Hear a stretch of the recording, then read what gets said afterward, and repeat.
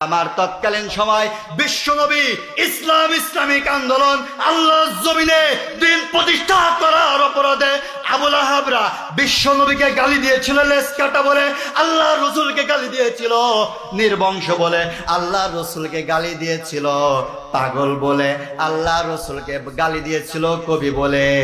আর বর্তমান সময় যারা ইসলামিক আন্দোলন করে, বাংলার জমিনে কোরআনের রাজ প্রতিষ্ঠা করতে যায় যারা, তাদেরকে বলা হয় মৌলবাদ, তাদেরকে বলা হয় জঙ্গিবাদ, তাদেরকে বলা হয় সন্ত্রাস।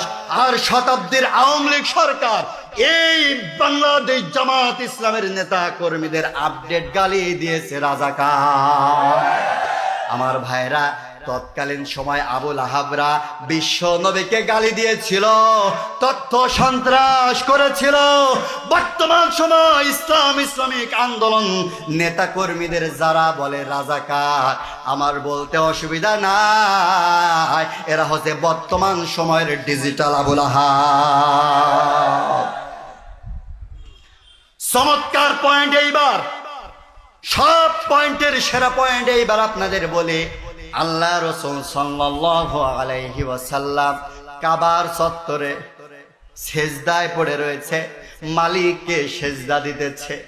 আবু লাহাব রাস্তার পাশ দিয়ে যায়, দেখছে ভাতিজা মুহাম্মদ সেজদায় পড়ে রয়েছে।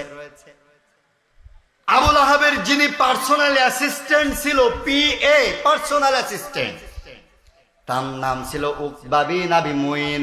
ঠিক আছে তো হুজুর? আবু লাহাবের পার্সোনাল অ্যাসিস্ট্যান্ট উকবা বিন আবি মুইন। আবু লাহাব বলছে, ও উকবা বিন আবি মুইন, এদিকে আসো। উকবা বিন আবি মুইন এসেছে। আবু লাহাব বলছে, ভাতিজা মুহাম্মদ সেজদায় পড়ে রয়েছে। আসার সময় রাস্তার পাশে দেখলাম একটা উট মরে পড়ে রয়েছে, উটের নাড়ি ভুড়ি গুলা পচে গিয়েছে, দুর্গন্ধ বাইর হচ্ছে, ওই উটের নাড়ি ভুড়ির মধ্যে পচনকৃত পোকাও হয়েছে। ও উকবা বিন আবি মুইন, যাও কিছু দাসীদের নিয়ে চলে যাও, ওই উটের নাড়ি ভুড়ি গুলা সংগ্রহ করে নিয়ে আসো। উকবা বিন আবি মুইনের নেতৃত্বে, আবু লাহাবের উকবা বিন আবি মুইনের নেতৃত্বে কিছু দাসীদেরকে নিয়ে রাস্তার পাশে পড়ে থাকা উটের নাড়ি আর ভুড়িগুলা সংগ্রহ করে নিয়ে আসলো। আল্লাহ রসুল কাবার চত্বরে সেজদায় আল্লাহ ধ্যানে মগ্ন রয়েছে। উকবা বিন আবি মুইন দাসীদেরকে নিয়ে আল্লাহ রসুলের মাথার উপরে পচনকৃত নাড়ি ভুড়িগুলা চাপিয়ে দিয়েছে। আল্লাহ রসুল দুর্গন্ধে নিঃশ্বাস বন্ধ হয়ে যাওয়ার উপক্রম হয়েছে। আল্লাহ রসুলের জান্নাতে শরীরের মধ্যে পোকাগুলা বিড়বিড় করে হাঁটা শুরু করেছে। আল্লাহ রসুল সেজদার থেকে উঠতে পারে না। কে যেন মা ফাতেমাকে সংবাদ দিলেন, ও ফাতেমা, তোমার বাবা কাবার চত্বরে সেজদায় পড়ে রয়েছে, আবু লাহাব উটের নাড়ি বুড়িগুলা চাপিয়ে দিয়েছে, তোমার বাবা নিঃশ্বাস নিতে পারে না, যাও যাও যাও তোমার বাবাকে হেফাজত করো। মা ফাতেমা কানতে কানতে দৌড়াতে দৌড়াতে বাবার মাথার থেকে পচা পোকা পচনকৃত উটের নাড়ি ভুড়িগুলা সরায়। আর ফাতেমা কান্দে, আল্লাহ রসুলকে বুকের সঙ্গে জড়িয়ে ধরে কাবার চত্বরে আগন্তুক মানুষগুলাকে ইশারা করে বলতেছে, ও কাবাবাসী, ও মক্কাবাসী, আমার বাবা কোন অপরাধ তোমাদেরকে করেছে যার কারণে আমার বাবার উপরে এত জুলুম আর নির্যাতন করতেছ?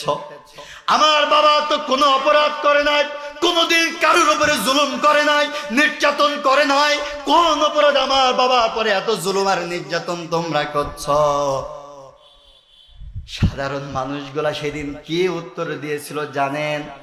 তারা বলেছিল, ফাতেমা, তোমার বাবার নাম হচ্ছে আল আমিন, তোমার বাবা হচ্ছে পরম সত্যবাদী, তোমার বাবা হচ্ছে আসাদিক, পরম বিশ্বাসী। আল আমিন পরম বিশ্বাসী, আসাদিক তোমার বাবা হচ্ছে পরম সত্যবাদী।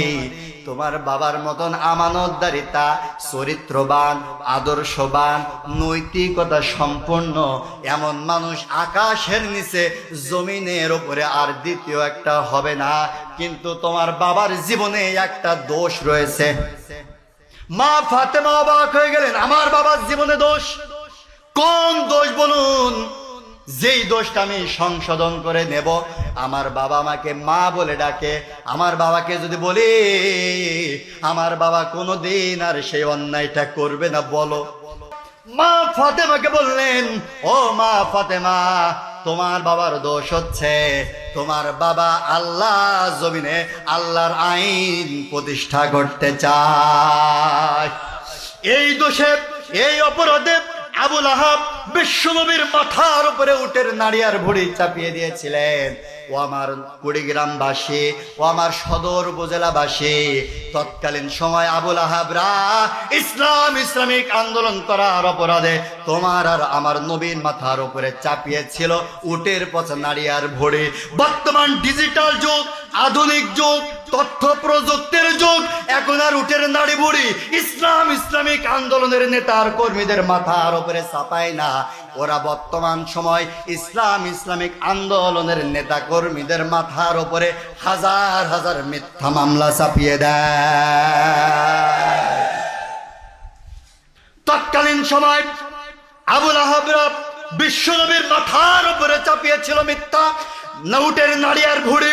বর্তমান সময় আবুল আহাবরা বিশ্ব নবীর উত্তরসূরি ইসলামিক আন্দোলনের নেতার কর্মীরা যারা রয়েছে তাদের মাথার উপরে মিথ্যা মামলা চাপিয়ে দেয়। সেই জন্য আজকে বলতে কোনো অসুবিধা নাই, মিথ্যা মামলা চাপিয়ে দেয় যারা বর্তমান সময়ের ডিজিটাল আবুল আহাব তারা।